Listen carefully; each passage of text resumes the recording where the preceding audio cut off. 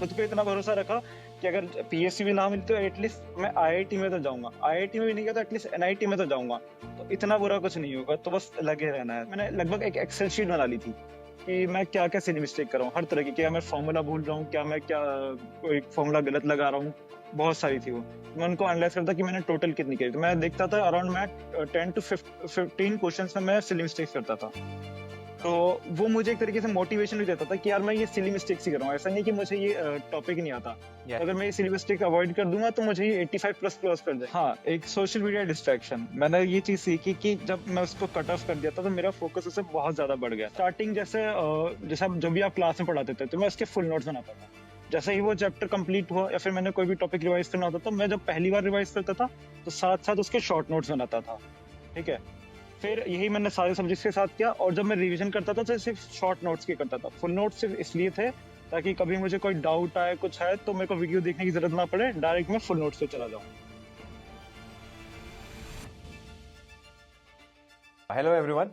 In this session, we have GATE 2025 mechanical topper Nitesh Singh Solanki with us. Nitesh Kota Rajasthan से belong करते हैं and he did his BTech from NIT Jalandhar. And for GATE 2025, he was enrolled in Exergic full video course, question bank and test series. Congratulations Nitesh, first of all. Thank you so much sir. अपनी journey के बारे में बताओ, कब college से pass out हुए, कौन सा अटेम्प्ट गेट का फर्स्ट दिया? सो मैं 2024 पास आउट हूँ, बट जो मेरा फर्स्ट अटेम्प्ट था वो 2024 में ही था, जो कॉलेज के साथ फाइनल ईयर में था। बट वो उस टाइम पे सीरियस नहीं था, तो उस टाइम पे बिल्कुल ऑलमोस्ट 18 मार्क्स। फिर I got a job from campus placement, and उसमें मैंने 10 दिन काम किया, बट बिकॉज सेल्स का रोल था तो मुझे वो अच्छा नहीं लगा, तो मैंने वो छोड़ दिया। और फाइनली मैंने डिसाइड किया कि मैं गेट की तैयारी करूंगा। तो one of my friend recommended that you should try exergy course, तो मैंने आपका जो वन वीडियो कोर्स है वो परचेज किया। फिर ऑन 21 अगस्त मैंने स्टार्ट किया, एंड उस सब के साथ मैंने एग्जाम दिया गेट 2025 और ये स्कोर मिला। Well done, very good. मैं बेसिक क्वेश्चन से स्टार्ट करता हूँ, जो नॉर्मल एस्पिरेंट्स की क्वेरी होती है, और फिर धीरे धीरे आगे बढ़ते हैं। तो फर्स्ट स्टेप हो गया नोट्स मेकिंग। जब तुम वीडियो लेक्चर्स देख रहे थे तो कैसे इंश्योर किया कि सारे पॉइंट्स कैप्चर हो जाएं? लॉन्ग नोट्स, शॉर्ट नोट्स, क्या क्या टाइप के नोट्स बनाए? तो एक्चुअल मैंने आपका ही एक सेशन देखा था, उसमें आपने नोट्स मेकिंग स्ट्रेटेजी बताई थी। हम्म, तो उसके देखते हुए मैंने अपनी स्ट्रेटेजी बनाई कि मैं फुल नोट्स भी बनाऊंगा, शॉर्ट नोट्स भी बनाऊंगा और न्यूमेरिकल लर्निंग्स भी बनाऊंगा। तो स्टार्टिंग जैसे जब भी आप क्लास में पढ़ाते थे तो मैं उसके फुल नोट्स बनाता था। जैसे ही वो चैप्टर कंप्लीट हुआ या फिर मैंने कोई भी टॉपिक रिवाइज करना होता था, मैं जब पहली बार रिवाइज करता था तो साथ साथ उसके शॉर्ट नोट्स बनाता था। ठीक है, फिर यही मैंने सारे सब्जेक्ट्स के साथ किया। और जब मैं रिवीजन करता था तो सिर्फ शॉर्ट नोट्स की करता था। फुल नोट्स सिर्फ इसलिए थे ताकि कभी मुझे कोई डाउट आए, कुछ है, तो मेरे को वीडियो देखने की जरूरत ना पड़े, डायरेक्ट मैं फुल नोट्स पे चला जाऊं। अंडरस्टूड। एंड एंड लास्ट में अगर फिर भी उसके बाद भी कोई दिक्कत होती थी तो मैं वीडियो कोर्स देख लेता था। Got it, got it. So exactly जो बताया था एग्जैक्टली वही उसमें तुमने किया, कुछ अलग से उसमें नहीं, चीज नहीं फॉलो की? रिवीजन के नो लिए सर। शॉर्ट नोट्स, लेक्चर देख के लॉन्ग नोट्स, और यस सर। न्यूमेरिकल वाले नोट्स जब आपने क्वेश्चन सॉल्व करने स्टार्ट किए, है ना? बताओ यस सर। कुछ उस बारे में।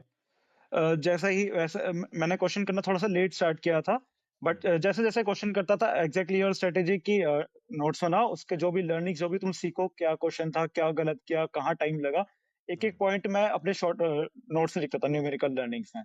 तो मैंने उसको एक ही नोटबुक में सारे सब्जेक्ट्स के लिख लिए थे। उनको मैं अकॉर्डिंग टू जैसे वीक में 1 या 2 बार रिवाइज करता रहता था, और लास्ट में वो वही सबसे ज्यादा काम आया था। एब्सोल्युटली, लास्ट में काफी काम आता है वो, क्योंकि कॉन्फिडेंस यस मिल सर। जाता है कि यार देख लिया, जहां जहां गलतियां होती हैं उससे एक हाँ सही सर। कॉन्फिडेंस मिलता है। अच्छा, you manage GATE preparation after leaving a job. वो ठीक है कि वो जॉब सेल्स वाला रोल था, 10 ही दिन में छोड़ दिया तुमने, बट फिर यस भी सर। माइंड में ऐसा कोई प्रेशर आता था बीच बीच में कि यार जॉब के बिना कर रहा हूँ, जस्ट इन केस कुछ सही नहीं हुआ तो फिर से 1 साल लगेगा? आता था सर, और ये प्रेशर तो सबको ही आना था।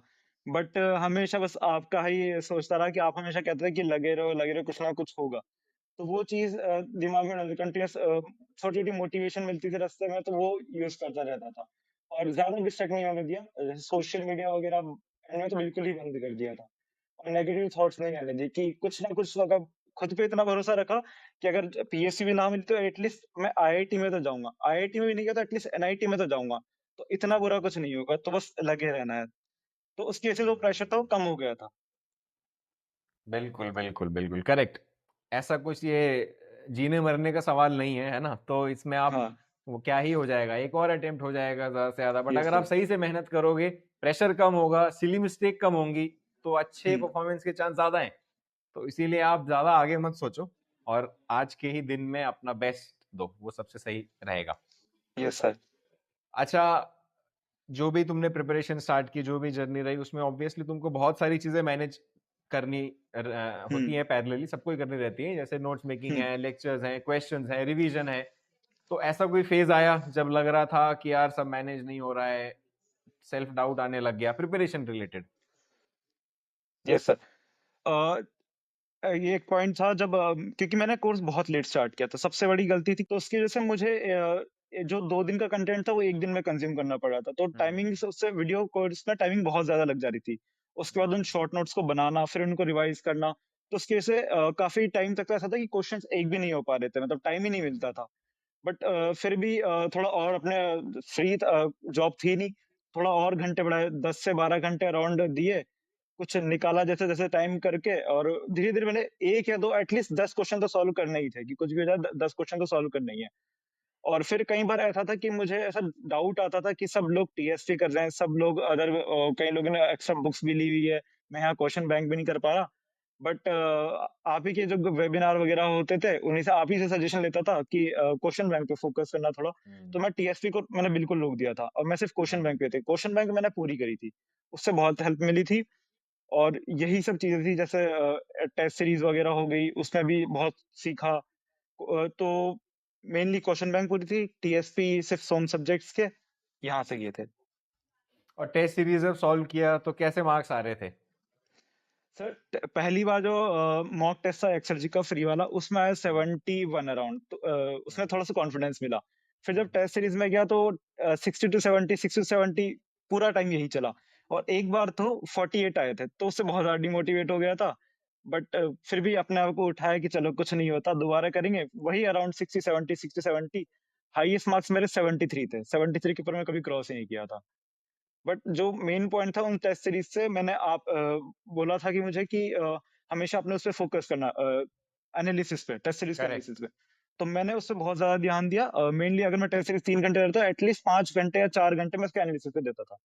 ओह! जो क्वेश्चन सही था उसको भी दोबारा देखता था, उसकी भी अगर सॉल्यूशन वीडियो डली हुई है, क्योंकि most of the hmm, question में कहीं ऐसी वीडियोज़ थी जो मुझे मतलब बहुत कुछ नया सिखाती थी। यस। तो मैंने वो वीडियोज़ देखी, बहुत ज़्यादा टाइम दिया। तो मेन जो मुझे टेस्ट सीरीज़ ने मेरे को तो बहुत ज़्यादा बूस्ट किया था, एक्चुअली मैं ये मानता हूँ।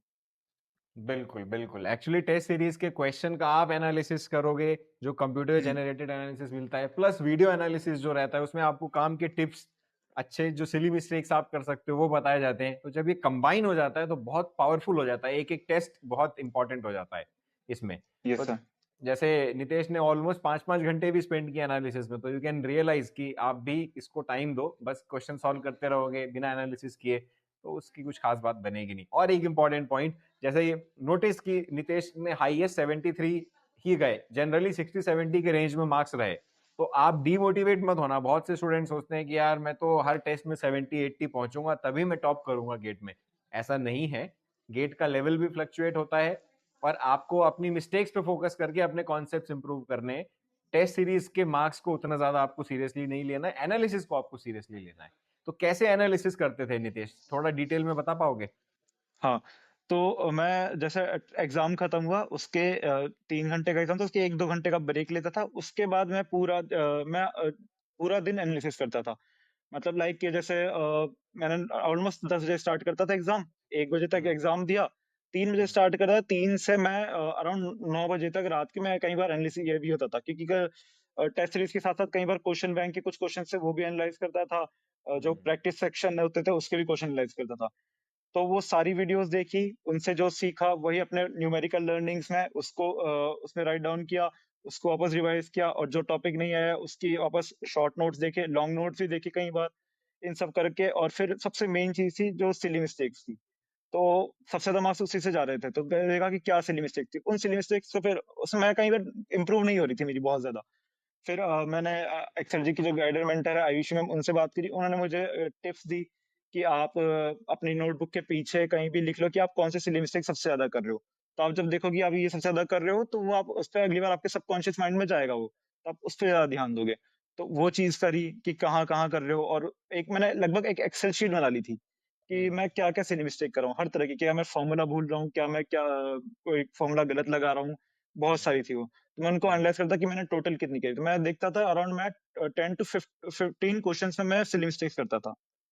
तो ओके वो मुझे एक तरीके से मोटिवेशन भी देता था कि यार मैं ये सिली मिस्टेक्स ही कर रहा हूँ। ऐसा नहीं कि मुझे ये टॉपिक नहीं आता। तो यस अगर मैं ये सिली मिस्टेक अवॉइड कर दूँगा तो मुझे ये 85 प्लस क्रॉस कर जाएँगे। और वही चीज़ मुझे गेट के एग्ज़ाम में हेल्प करी। मैंने जो टेक्निकल सेक्शन था उसमें लिटरली 0 सिली मिस्टेक करी है। वाओ एप्टीट्यूड में करी है, बट टेक्निकल सेक्शन में मैंने बिल्कुल सिली मिस्टेक नहीं, कुछ जो क्वेश्चन थे नहीं आते तो नहीं आते थे। हम्म एप्टीट्यूड में कुछ सिली मिस्टेक्स हुई थी। हम्म बहुत जबरदस्त बहुत सही मतलब मन में कोई मलाल नहीं है कि अरे यार एक और बेटर कर देता तो ऐसा कुछ नहीं है गेट एकदम सिली मिस्टेक्स के मामले में परफेक्ट गया है ना यस सर, टेक्निकल में तो एकदम और परफेक्ट था। तो कैसे रहे अभी 3 घंटे कैसे रहे क्या स्ट्रेटजी बनाई थी और गेट को देख के कुछ चेंज किया स्ट्रेटजी को क्वेश्चन लेवल देख के मैं जैसे मैं हर एग्जाम में एक स्ट्रैटेजी आती थी, कोई स्ट्रैटेजी नहीं, तो सिंपली जो सामने आ रहा है उसको स्टार्ट करो। जैसे एप्टीट्यूड पहले आता है गेट में, तो वहीं से स्टार्ट करो। तो स्टार्टिंग के हम्म दो सेक्शन वो मैंने दिए उससे। एप्टीट्यूड पहले दिया, फिर टेक्निकल देता था जो एक्सएल जी की टेस्ट सीरीज थे। उससे हम्म मैंने एनालाइज किया मेरे पास टाइम नहीं बच रहा है। तो हम्म फिर मैंने वापस मेंटर से बात करी, उन्होंने मुझे दूसरी स्ट्रैटेजी ट्राई करने को बोला, मैंने चेंज करी। इस बार मैंने टेक्निकल शुरू किया, हम्म और फिर एप्टीट्यूड किया। तो इस समय पहले हम्म क्या करता था, उसमें भी टेक्निकल में 1 टू लेके 65 तक, फिर जो एप्टीट्यूड के क्वेश्चन्स होते थे। फिर हम्म मैंने तीसरी स्ट्रैटेजी अप्लाई करी कि मैं टेक्निकल के ही 2 मार्क्स के क्वेश्चन पहले करूँगा, फिर 1 मार्क्स के हम्म करूँगा, फिर एप्टीट्यूड करूँगा। हम्म लेकिन ये थर्ड स्ट्रैटेजी मुझे इतनी अच्छी नहीं लगी, तो मुझे सेकंड स्ट्रैटेजी बहुत सही थी। क्योंकि मैं देखता नहीं था क्वेश्चन के मार्क्स ना, क्योंकि आप ही ने बोला था कि क्वेश्चन का डिफिकल्टी लेवल उसके मार्क्स से कभी मत देखना। बिल्कुल तो मैं डायरेक्ट जो सामने आ रहा था वो करता था, और फिर एंड में एप्टीट्यूड भी आता था। इस स्ट्रैटेजी ने मुझे गेट में ऑलमोस्ट सब कुछ मिला के भी 2.5 घंटे में मेरा पेपर कंप्लीट था। आधा घंटा मेरे पास फिर भी था कि मैं पूरा पेपर एनालाइज कर सकता था ये गेट एग्जाम में। और अगर गॉट मैं टेस्ट सीरीज की बात करूँ, तब भी मेरे पास ऑलमोस्ट 10 टू 15 मिनट्स बचते ही थे। बचते ही थे गॉट इट क्योंकि गेट इस बार इजी था तो थोड़ा और एक्स्ट्रा टाइम बचा इस बार यस सर। तो जो स्ट्रेटेजी आपने यूज की उस गेट में और अच्छे से इंप्लीमेंट हो पाई वो अच्छा जो टाइम बचा उसमें फिर से देखे क्वेश्चंस कुछ एरर वगैरह मिले हाँ सर, उसकी वजह से मेरे 2 क्वेश्चन सही हो गए थे। एक क्वेश्चन था जिसमें डाउट था, जो सिंगल एमएसक्यू आया था, मुझे इसमें डाउट था कि मैं इसमें लगाऊँ, तो मैंने सब आराम से उसमें 5 मिनट 5-6 मिनट लगाए, सोचा, और वो मैंने हम्म लगा दिया, तो उसकी वजह से मेरा सही हो गया था। एक को स्टार्टिंग कुछ I don't remember that, but वो एक हम्म को, तो उसकी वजह से 2 क्वेश्चन मेरे और सही हुए थे। एब्सोल्युटली तो ये आपको फायदा मिलता है जब आप टाइम और एक्यूरेसी सही से बैलेंस करके चलते हो और एंड में एक्स्ट्रा टाइम मिलता है उसमें ठंडे दिमाग से दो तीन जो क्वेश्चन फंस रहे हैं उनको देखोगे एक दो तो उसमें से बच ही जाए बन ही जाएंगे अच्छा yes sir. Out of all the subjects कोई favourite subject favourite subject sir, college time से ही फेवरेट रहा है स्ट्रेंथ ऑफ मटेरियल्स। तो स्टूडेंट्स को what tips will you give for strength of materials कि कैसे इसमें एक्सपर्ट बने स्ट्रेंथ ऑफ मटेरियल्स में इसमें सबसे पहले बेसिक्स कि क्या स्ट्रेस वगैरह है, क्या, बिल्कुल बेसिक से स्टार्ट करेंगे। अगर बेसिक्स क्लियर हो गए, तो वो चीज़ बाद में बहुत हेल्प करती है। मैंने सबसे पहले strength of material he start किया था, तो मैं उसपे अच्छे से टाइम देता था। बाकी सब्जेक्ट मैंने काफ़ी फास्ट-फास्ट किए थे, हम्म क्योंकि बाकी में थोड़ा-सा थ्योरेटिकल ज़्यादा हो जाता है इससे। हम्म बट स्ट्रेंथ ऑफ मटेरियल मैंने पूरा ध्यान लगाया कि कैसे करने, उसकी पूरी मैंने टीएसपी लगाई, अराउंड जिसकी 60 से 65 टीएसपी मैंने सारी यस लगाई थी। उसकी पूरी क्वेश्चन बैंक लगाई थी। तो उसके जितने क्वेश्चन किए, उसके वजह से उतने नए टॉपिक्स पता चले, नए कॉन्सेप्ट्स पता चले, सबको राइट डाउन किया, सबको हर वीक रिवाइज किया, उसके वजह से हेल्प मिली थी। अंडरस्टूड न्यूमेरिकल मतलब आपको स्ट्रेटेजी बहुत सिंपल है बट अप्लाई हुँ, करना है आपको कि आपके बेसिक्स क्लियर होने चाहिए सब्जेक्ट के और उसके बाद आप न्यूमेरिकल्स लगाएं ज्यादा से ज्यादा अलग अलग वैरायटी के क्वालिटी क्वेश्चंस लगाएं यस सर। अच्छा in your GATE journey overall preparation कुछ ऐसी चीज जो तुमने सीखी अदर देन कॉन्सेप्ट्स जो कि लग रहा है कि आगे भी काम आएगी या स्टूडेंट्स के काम आ सकती है something that you learn about anything may be discipline may be managing your time anything ऐसा कुछ आ रहा है माइंड में हाँ, एक सोशल मीडिया डिस्ट्रैक्शन, मैंने ये चीज़ सीखी कि जब मैं उसको कट ऑफ कर दिया था, तो मेरा फ़ोकस उससे बहुत ज़्यादा बढ़ गया था। लाइक पहले मैं स्टार्टिंग करता था बहुत ज़्यादा इंस्टाग्राम वगैरह चलाना, उसमें डिमोटिवेशन भी मिलती थी। एक छोटे-छोटे अमाउंट की मोटिवेशन होती थी बट वो कभी हेल्प नहीं करते। उससे आपको ज़्यादा डिमोटिवेशन, फोकस लूज़ होता था। तो मैंने वो चीज़ सीखी, अगर हमें कुछ अचीव करना है तो उसके लिए वो थोड़ा-सा कट ऑफ तो करना ही पड़ेगा। ऐसा नहीं कि पूरा कट ऑफ कर दो, बट उसको काफ़ी हद तक कम करना पड़ेगा। तो एक मैंने वो चीज़ सीखी, और हार्ड वर्क में एक मज़ा आता है, वो चीज़ बहुत अच्छी लगी थी कि जितना बोर घर पहले स्टार्टिंग में था, जब कॉलेज से छुट्टी लगी, जॉब के बीच में एक टाइम था, वहाँ बोर था, वो कुछ मज़ा नहीं आया था। बट जब हम्म। प्रिपरेशन स्टार्ट करी, हार्ड वर्क किया, मज़ा आ रहा था कि एक उसपे, और उसमें रिज़ल्ट मिलता है, वो और ज़्यादा अच्छा लगता है। तो मैंने चीज़ कि हमेशा हार्ड वर्क करते रहो, लाइफ में कभी सेटल नहीं होता। ये चीज़ बहुत अच्छे से सीखी कि कभी सेटल नहीं होना है किसी चीज़ के लिए, कुछ ना कुछ करते रहो। बिल्कुल, बिल्कुल। कई स्टूडेंट्स प्रिपरेशन को एज़ अ बर्डन देखते हैं, बट वो एक गलत अप्रोच है। आप इसको as a challenge, as a fun देखो। अब आप देखो नितेश दिन में 10-10, 12-12 घंटे he was giving and still he was feeling good about it. तो आप मेहनत करोगे, अच्छा लगेगा और उसका फिर रिज़ल्ट आएगा तो बहुत ज़्यादा अच्छा लगेगा। तो इसीलिए आप हार्ड वर्क से घबराओ मत।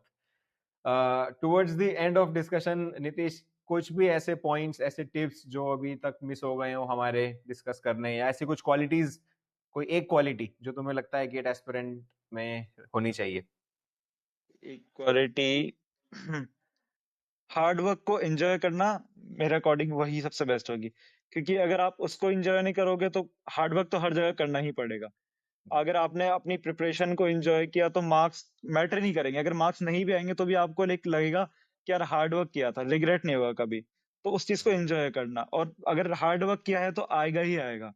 आप हमेशा एक अपने गाइडेंस वेबिनार में बोलते थे कि अगर तुम किसी चीज़ को बार-बार रिपीट कर रहे हो, ऐसा हो ही नहीं सकता कि तुम उसको एंड में जाके भूल जाओगे। कई लोग रेस करते हैं कि हम सर डर लग रहा है कि भूल जाएँगे, तो वो नहीं भूलोगे। तो वही चीज़ है कि अगर हार्ड वर्क करोगे तो वो हमेशा हेल्प करेगी, भले अभी ना करे, कभी ना फ्यूचर में करेगी, करेगी। बिल्कुल, बहुत बहुत वैलिड पॉइंट नीतीश ने बोले हैं। आई एम श्योर जो भी इस डिस्कशन को देख रहे हैं उनको काफी काम की यूजफुल एप्लीकेबल टिप्स जो हैं वो मिले हैं through this interaction with Nitesh.